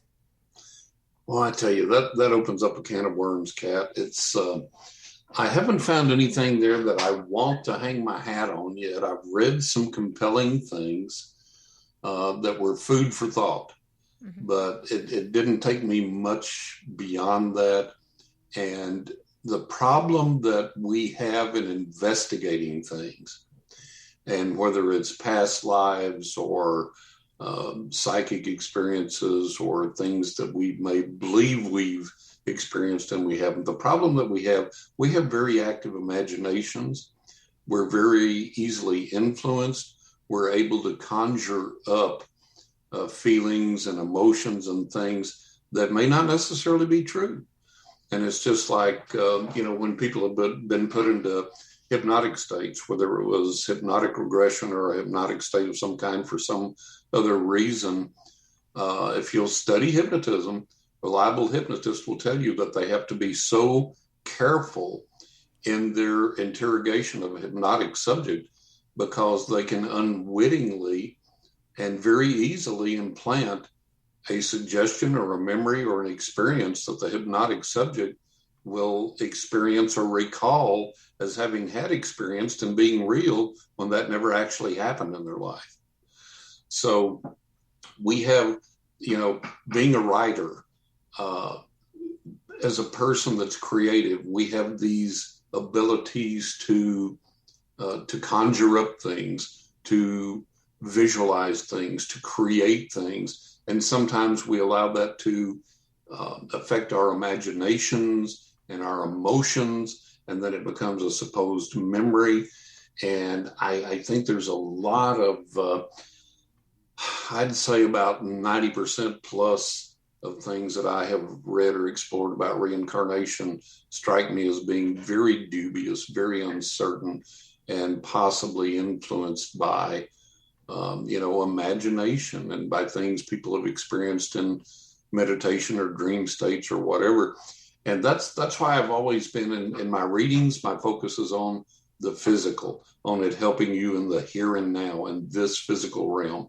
And that's why, like in the book, 20 Ways, these are things that it's not going to be something that you do and go to tell your friend and they go, oh, well, show me. Well, I can't. It happened in my dreams or whatever. It's not like that. It's something you can actually physically demonstrate. And so because we have such a lack of a good physical connection there, and like I say, there have been a few stories over the years that are pretty compelling, make you want to maybe experiment a little bit more, read a little bit more, study or research more, but there's just not enough there yet to hang your hat on. And I don't know. My focus has always been, don't worry about a past life or a future life. Let's worry about this life. Yeah. Let's worry about Putin invading Ukraine. Let's worry about COVID, and let's worry about this, and let's worry about that. How do we make this life better right now? And if we're focusing on a past life, or if we're focusing on a future life, we're ignoring this life and we're neglecting this life. And this is where we have to live.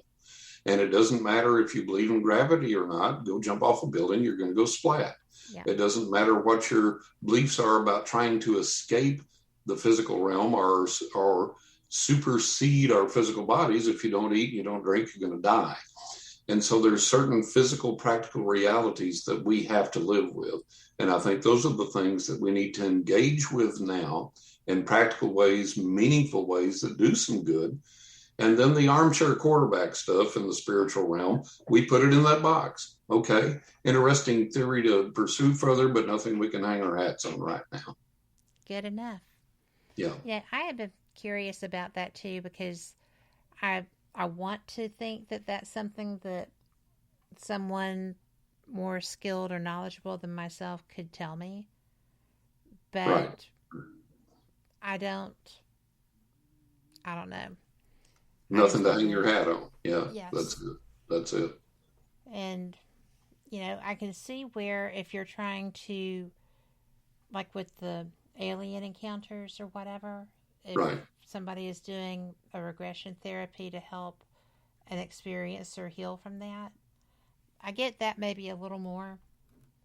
But, because those people really do need to be regressed to an extent, especially if there's a physical complication from that. Right. I can understand that. But that's interesting. And, actually we do have so much to be concerned about right now. I think that might have something to do with why people are looking for a little escapism, a little acknowledgement that they may have lived in this period or that period, or, right. Escapism. But even if you found out you did, even if that were real, even if that were true, then so what? How does that help you in this life? And that's what we have to look at. And again, going back to everything I do, I want everything to be practical. And over the years, in my interactions with people, I've learned that perception overrules reality. Yeah. And it really, really does. And our minds are so incredibly inventive and creative. And even people that think they're not, they are. Your mind can just conjure up all kinds of bizarre things, off the top of your head. And it's like we could invent a language right now. I could say, Blanto is a suitcase, and you could say, okay, Blanto Foss is a packed suitcase ready to go. And somebody else could, no. We can invent a whole thing right here, right now. So that demonstrates the creative capability of the human mind. And we have to realize that, okay, the problem with going off on all these tangents in the spiritual and paranormal realms is it devolves into a pseudo intellectual pursuit that, like when we were in high school, when we were kids, and we'd be driving around late at night and talking and maybe a little buzz, and we'd say, I look at the color red and I call it red. And you look at the color red and you call it red too, but you might be seeing it as green, even though I'm seeing it as red, but we both call it red, even though you see it green. And, we played those pseudo-intellectual mind games with ourselves when we were kids. And that's where all this devolves into in the spiritual and psychic realms, as people get off into these things and start speculating these things, and there's no end to it. And there's no practicality to it. So, that's where we have to go back to. You get up in the morning, the tire is flat, you got to change it, or you got to call AAA. And all your musings and meditatings and what ifs and so on and so forth don't do you a bit of good. And so we have to address and deal with the practical spirit of the physical realm. And it's like I've been telling people lately, I said, look, if you're going in a monastery to escape the physical body and the physical realm, the physical world, if you're becoming a monk, if you're becoming some, segregated sacred other, you've missed the boat. Yeah. The object is not to try and escape all of this. The object is to embrace this and say, how do we get this power from the other side to make this better, to heal, to help, to stop the wars, to stop the famines, to stop the sicknesses, stop illness, stop disease? How do we engage with that power to do this on this physical realm? Don't give up on this physical realm. Don't try and escape this physical realm. Embrace it and let's see what we can do to help it and to make it better. That's all you can do. Absolutely. But I do need to let people know that you're listening to WBHM Digital Broadcasting out of Birmingham, Alabama, and we're glad you are. So when you have someone who comes to you and they want to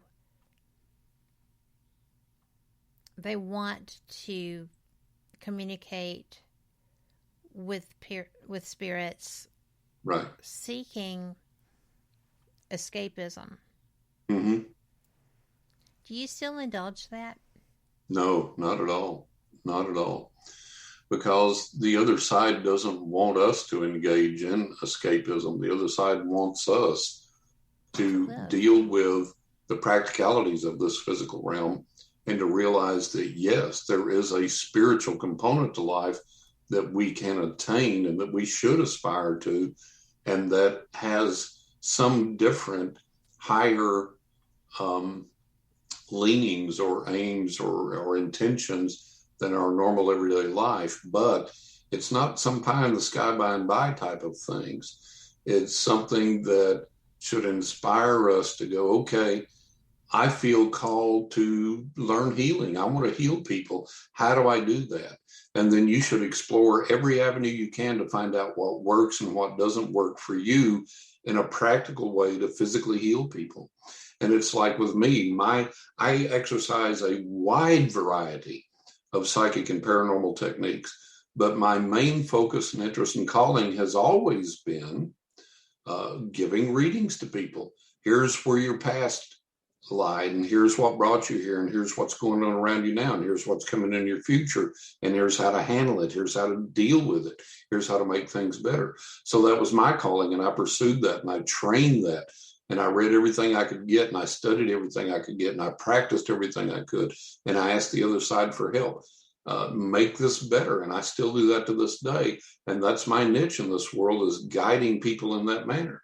So we should all find out, what our callings are, and then study that and practice that and do that to help everybody that we can in this realm, and not be caught up in, like one of the things about reincarnation is, well, this little kid's in the St. Jude Research Center because in a past life he was an evil criminal. He's being punished now.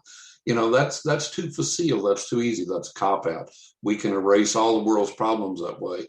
And then that takes away any obligation or responsibility to help, because we can say, well, if that's the case and that's his karma, and that's what he's enduring, then he deserves that. We're not going to interfere. Well, that's a horrible thing, because then we can start looking at everybody and everything and say, well, no use doing anything to help anybody. And I don't believe we should have that reaction or that attitude. I think we should think, okay, let's do what we can to alleviate everyone's suffering, to make this world a better place. And not get off on these tangents of pseudo spirituality that we don't have really anything to hang our hat on. And I've experienced way too many things in the physical realm over the years that have been beneficial, been helpful, were real, worked, still work, and others have witnessed them, others have experienced them. So I've experienced too much of the real to want to go for the fanciful. And that's where I try and get everybody to point toward. I have a real struggle with that too, especially when you mentioned St. Jude's, and I'm actually doing a fundraiser for them right now, and eventually I'm going to have really strong arms again. Right. So I'm working on that. Right.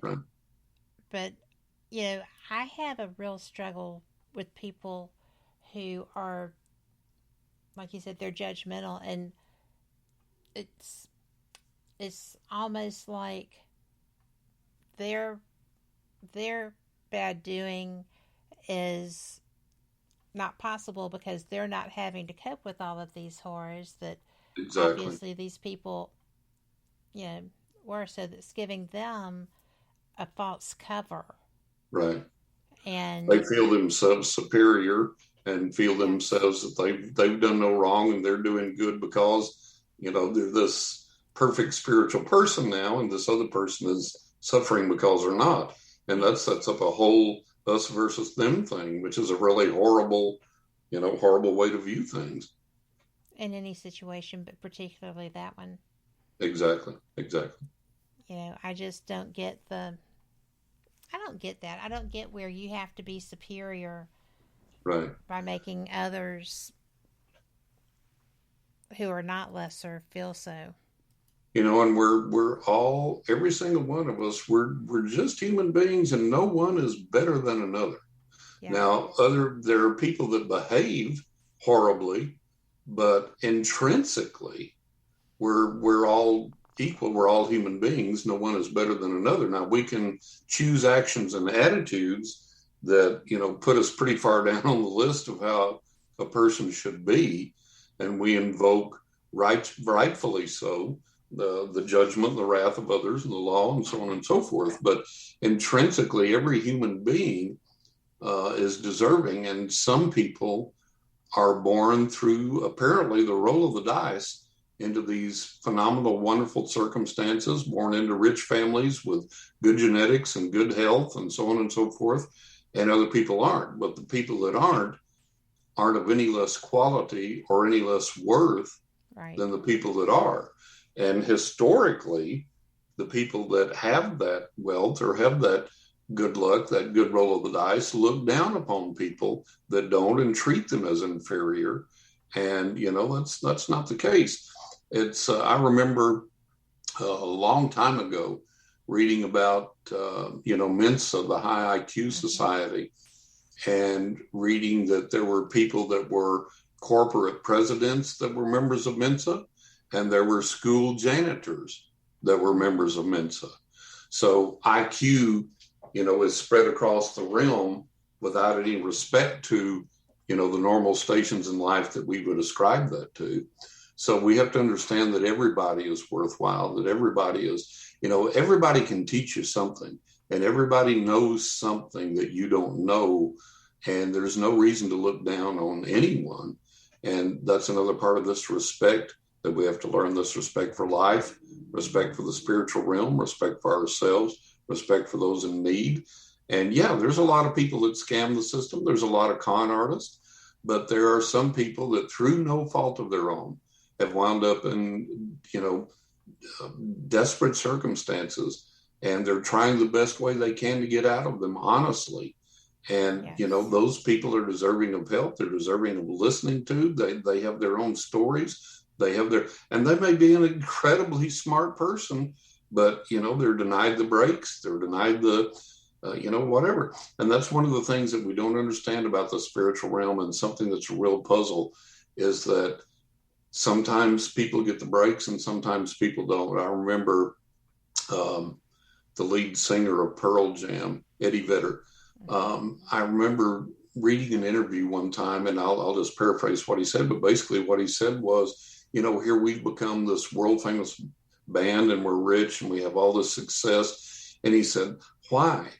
He said, what did we do that was different from all these other bands out there? And he said, I've seen bands that I thought played better than us, had better music than us, were more talented than us, and they fell by the wayside and broke up.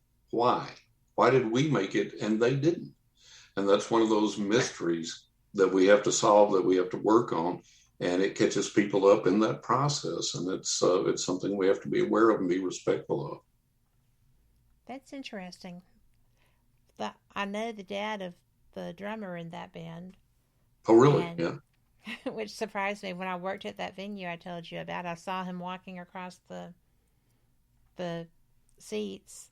Right. And before anything opened, he wasn't supposed to be there. And I went over to him, and I'm like, because he had an Air Force jacket. He was always very prim and proper, definitely past military. Yeah. And so I got closer, and I saw his jacket, and it was a Panic jacket. And I was like, Do you follow widespread panic? He said, well, kind of. My son's their drummer. And I was like, I would never have guessed that in 100 million years. Right. So, because he is so proper. Yep. But he had come to see him. So it was nice. But I think that I have enjoyed this conversation tremendously. I think I've enjoyed this latter part probably as much as any of it, because I really do. I always close my show with "Be the change," right? Yeah, absolutely. And I mean that so much, and I try so hard to live it by example instead of just saying the words. Right. And sometimes you miss that boat. You miss an opportunity that you wish you had taken if you'd just been more aware of the moment. Yep. But, you know, we are powerful as a species, as a spiritual species too, because we have that ability. Yes, we do. More than we realize. More than we realize. Yes. And that's why I'd asked you if you had included the manifestation in your book. Yeah. Because a lot of people think it's so technical and it's so, you must do this. Well, no. What you do is you bring your intent. Right. Right? And Absolutely. Absolutely. And you just put out to the world. I always laugh and say, you know, be the kid you would, you know, or the parent that you wish you had had, or the Absolutely. You know, any Absolutely. of the things. Yep. And make eye contact. Yep. Some people are going to not respond to that well, but the majority of people need that. That's true. You know, we've been faceless for 2.5 years. Yep. And we don't, as a species, deal with that well. That's true. It's a very dystopian way for us to have to live. We need that human contact, and we need that warmth. We need that companionship. And, you know, we've got to find our way back there.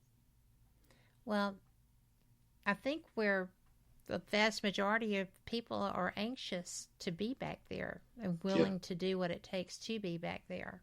Yeah. I mean, that's why we stayed in the house for 2 years. Right. Was trying to get that back. Right.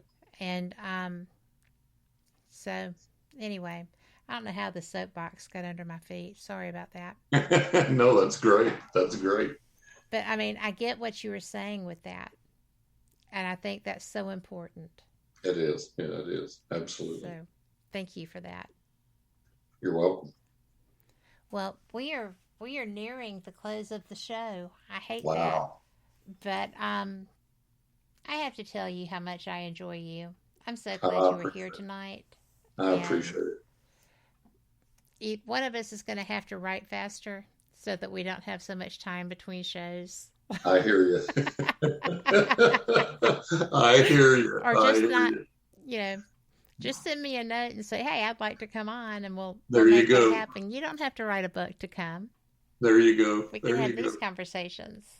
Yep, it's been great. I always enjoy being on with you, and we have such a good conversation. We have such a good time, and really good questions from the listeners, really, really good feedback and response, and we'll definitely have to do it again soon. I think so, too. And, you know, if we do it enough, maybe we'll solve the world's problems. What do you think? There you go. Or at least make a dent in them. Hey, I'm all about that. And bring people with us as we go. Amen. So, well, to all of our listeners, thank you so much. You can check John out at johnrussell.net. Am I right? Right, johnrussell.net. And then the email is johnrussellpsychic at AOL. At hotmail.com. At Hotmail. Right. So, and those will be on the information page for the show. But thank you. No other words. You're welcome. Thank you. I appreciate you having me back on again. It's been a blast. It's been a while since we've done it. Yeah. And we'll do it again soon. Absolutely, we will. Thank you. And for everybody listening, you know it's coming, right? So if you find yourself in a situation where you do not like the world around you, you can change that. Make it so. And, you know, like I said, if you need motivation, Corey Young has a song that's called, you know, Change the World. He wrote it for an organization in Africa, And he's wonderful. Just YouTube it. I'm serious, because I can't find it anywhere to buy it. So I keep listening on YouTube and contributing, right? But it's important, especially right now. So go out there and just give someone a smile. Give them a how goes it? You know, if you see somebody in need, reach out to them. Just say hey. There's a lot to be said for that. So thank you all. Enjoy your week. We'll see you back here, same cat time, same cat channel. I will not be live on Wednesday. I will be investigating Mansfield Reformatory, celebrating and alive, and still alive in 65, with my good friend Lori Dorsey. So you're probably going to see us if we can get any kind of signal going live. But we'll talk to you then, and until then,